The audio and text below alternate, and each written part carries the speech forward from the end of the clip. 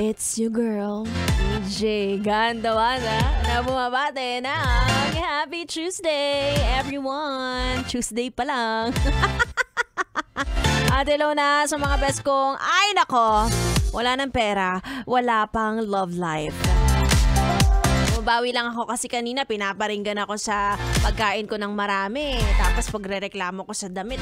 Eh di ako naman. Paringgan ko naman yung mga taong wala nang pera, wala pang jowa. Ikaw yon. Alika, suntukan. Naaaway. Huwag ka mag-alala, bes. Kasama yan sa paglaki.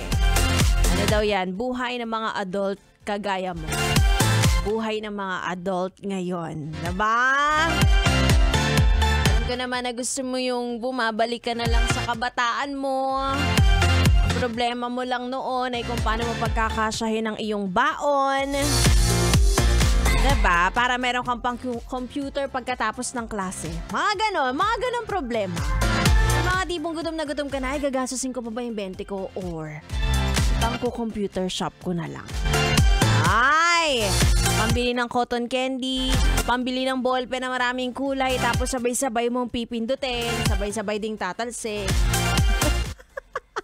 Pambili ng kokomban, pang-project. Diba? Ano ba? Ako gusto ko yung pambili ng pellet. Bilang mahilig akong gumamit ng pellet noong ako'y bata pa. Diba? Tapos mamamaril ka ng kalapati ng kapitbahay. Ang problema mo lang, kung paano mo pagtatakpan yung kalokohan mo kapag sinugod na kayo ng kapitbahay. Diba? Totoo, alam nyo, ngayon tumatanda na tayo. Siyempre tayo, dami-dami na to, mas binabalikan na natin yung mga panahon na konti lang ang problema natin. Petty kung tawagin. Diba? Simple lang ang buhay. Dami ko nang binoproblema eh. Parang pinoproblema ko na lahat ng tao sa paligid ko. Pinoproblema ko pa yung sarili ko.